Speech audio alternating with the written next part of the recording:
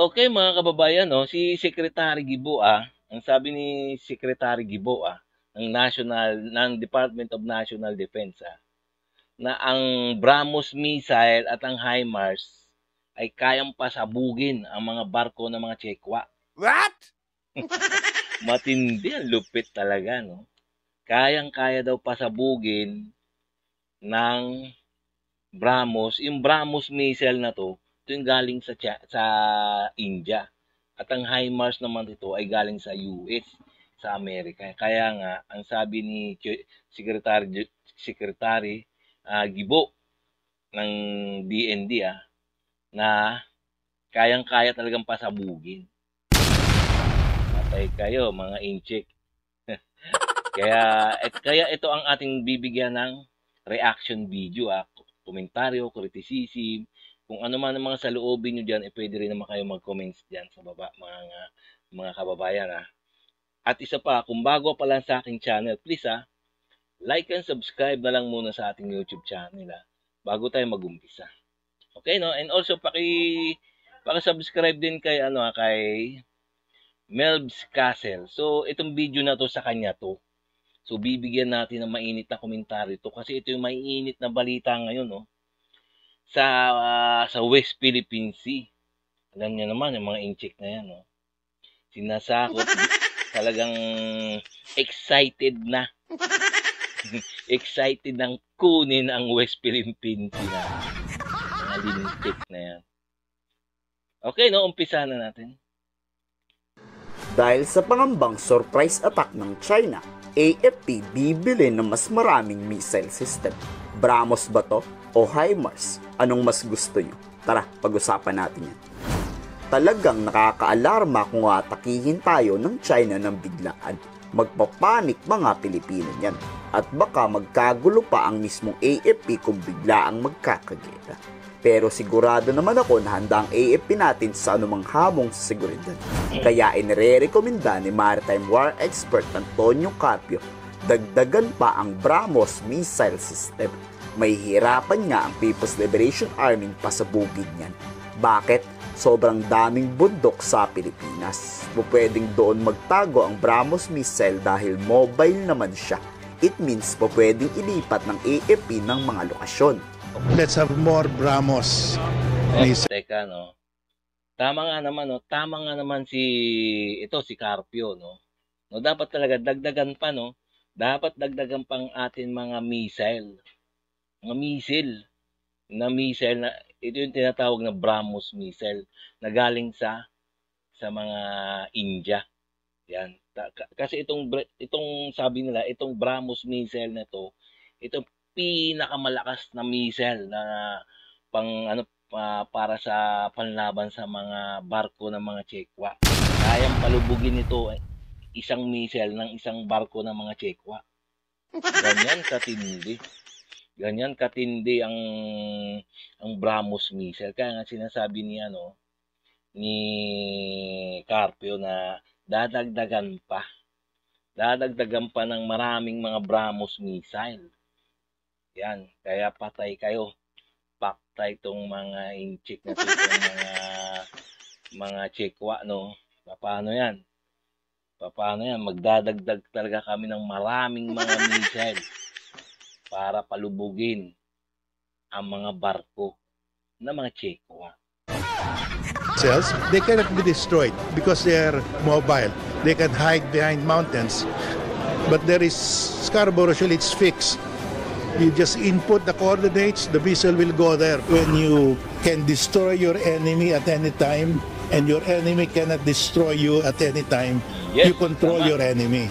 Pero isiniwalat ni Philippine Navy spokesperson, hindi lang BrahMos ang bibilhin ulit ng AFP, kung hindi iba pang missile system.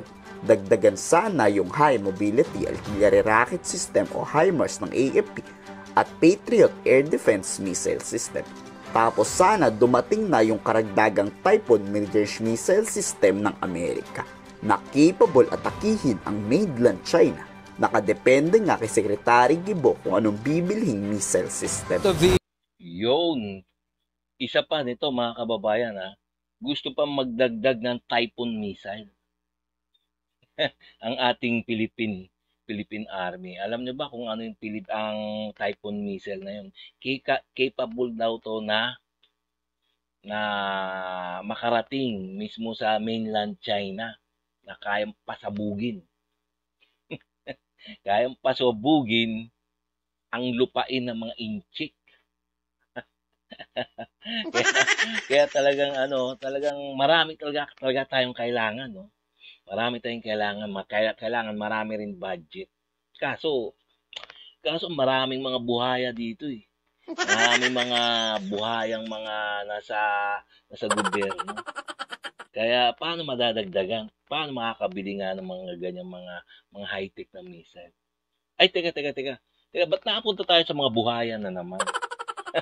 Nakakabuisit kasi, kumbaga, naapektuhan no? Kasi naapektuhan naman talaga eh. Naapektuhan ang budget ng military dahil nga sa mga korupsyon na nagaganap sa ating bansa sa ngayon, di ba?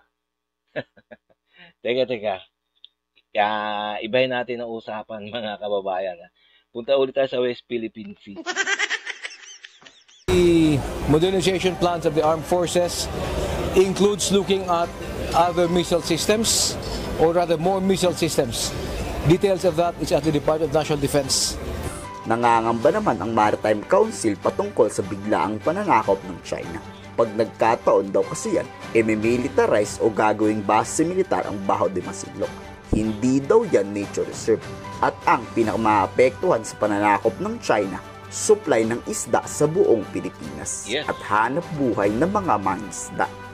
Pag hindi natin pinotesta ito ay magiging basehan ng China para pigilan lalo ang ating mga mangingisda para pumunta doon sa ating traditional fishing ground. At ito rin ay potential na gawin nilang patrol area o maybe i-militarize nila ito. Papatalsikin. Yun. Ang isa pang problema natin, no? Ito mga incheck na to, no? Talagang kunwari lang na gagawin na lang nature reserve yung Baho di Masinloc. Pero wala na, nakakadala na, 'di ba? Nakakadala na talaga, no? Yung sa mga sinasabi nilang mga ganyan na gusto nilang angkinin ay kunyari nature reserve, pero balang araw yang gagawin nilang militarya. Katulad ng nangyari noon, no? Yan, no? Sabi nila noon, 'di ba? Bahay lang ng mga mangingisda. Ngayon anong ginawa ngayon? Naging napakalaking military base ang ginawa ng mga incheck na to sa ating sa loob pa ng EEZ natin ng ating bansa, within EEZ ng ating bansa. Pero walang nagawa ang ating bansa, ating gobyerno dahil nga napakalakas ang China, no?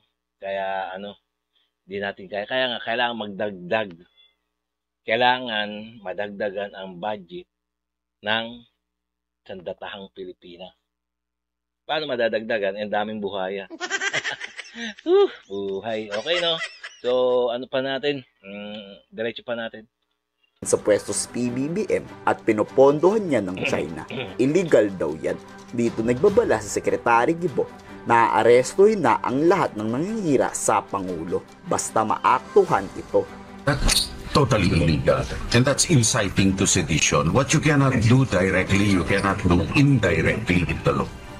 So, when you say withdrawal of support, it's an indirect way of saying, I'll take over, which is illegal. Magandang balita kung hindi lang Bramos ang bibilhin.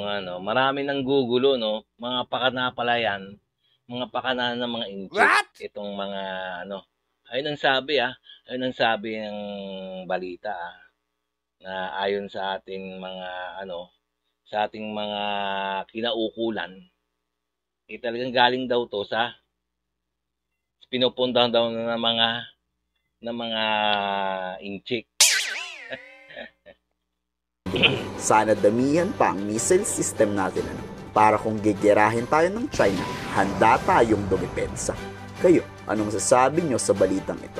Komento sa baba inyong salobin. Okay, no, mga guys, no? Nakita naman natin na talagang, ano, kumbaga seryoso ang ating ilang mga tao sa gobyerno, katulad ni Secretary Gibo, na magdagdag pa ng mga missile. Dapat talaga magdagdag talaga. Talagang kulang na kulang. Kulang na kulang talaga tayo ng missile. Diba? So, pwede rin kayo mag-comments dyan, mga kababayan. No? So, kasi nga, ito na naman, kulang na naman eh. Ang dami na naman buhaya kasi dito sa ating mga bansa eh. Ay, nako, okay, no? Ay, nako. Talagang napakahirap talaga. Napakahirap talaga sitwasyon. Maraming buhaya. Okay na, so hanggang dito na lang tayo mga guys, no? Ngayon, kung nagustuhan nyo yung mga ganito, mga reaction video na katulad nito, no? Please, like and subscribe na lang muna sa ating YouTube channel bago tayo magtapos. Nang sa ganun, ma-update pa kayo sa mga video na aking i-upload. Okay, no? So, salamat.